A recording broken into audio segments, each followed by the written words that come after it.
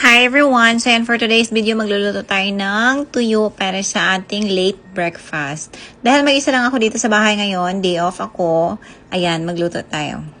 So ayan, breakfast natin, may rice, may suka na may sili, may kamatis, and may tuyo! Oh my God! Ang sarap nito. So ayan, sold na. Eat! Ayan, kumakain din ba kayo ng ganitong tuyo? Sap-sap tawag namin dun sa amin. Bigay ito ng kaibigan ko sa Arizona. Ayan. So, dahil day off na naman ako today, Monday today, yung asawa ko nasa work, tapos yung anak ko nasa trabaho, nasa school, ako mag-isa sa bahay. Nagprito ako ng tuyo. Tapos, may ganito din ako.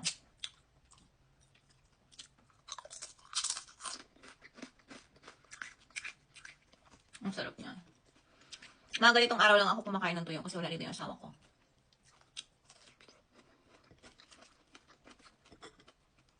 Pag may afam ka, alam mo talaga yung ganito. Ayaw nila ng amoy ng tuyo. I mean, hindi naman sila talaga nagre-reklamo pag nagluluto ka. Pero alam mo sa sarili mo na ayaw nila. So, parang ikaw na lang din mag-a-adjust. So, ngayon dahil nandito yung asawa ko. So, time ko talaga to siya na kainin ko yung gusto ko. Yung kumakain ka na, hindi ka nakukonsensya. Kasi pag nandito sila, pag nandito yung asawa ko, kumakain ako, okay lang naman sa kanya. Pero nakukonsensya ako kasi ayaw niya yung amoy. Hindi siya lumalabas ng kwarto. Ganun. Ayan. Ang sarap niya talaga yung partner sa kamatis. Isang kamatis lang to. Lalaki kasi talaga ng kamatis nila dito. Ayan, ang ginawa ko today, nag-bake ako ng cookies, tapos magluto ako ng bread. Tapos ayan, naisipan kong luto ng tuyo. Kasi hindi pa ako nag-breakfast. 12 noon na, hindi pa ako nag-breakfast.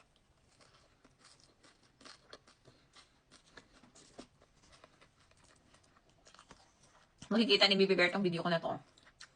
Lugalit yun. Kasi, favorite niya din talaga yung tuyo. Gusto niya talaga kumain ng tuyo. Pero magtira ako sa kanya.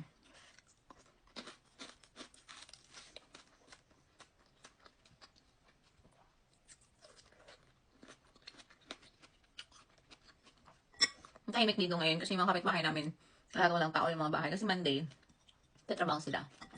Sa restaurant kasi yung saan ako nagtatrabaho. Monday at Tuesday, close kami para lahat ng worker sabay yung day off.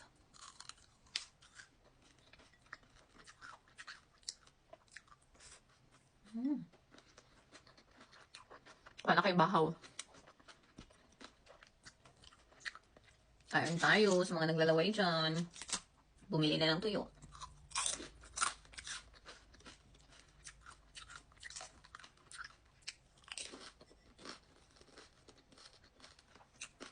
Sarap.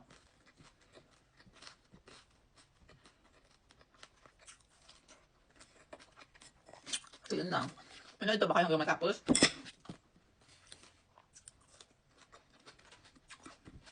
Ang sarap ng kamatis nila dito. Ang lalaki.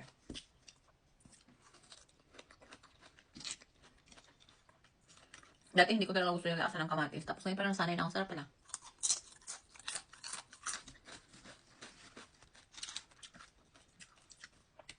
Naalala ko dati yung nag-aaral ako elementary. Parang araw-araw ganito yung ulam namin.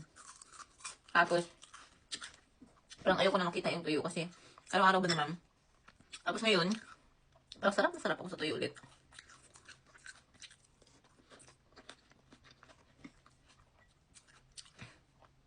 Ganun pala talaga pag nakasanayan mo yung pagkain. Kahit saan ka makakarating, hahanap-hanapin mo talaga yung lasa niya.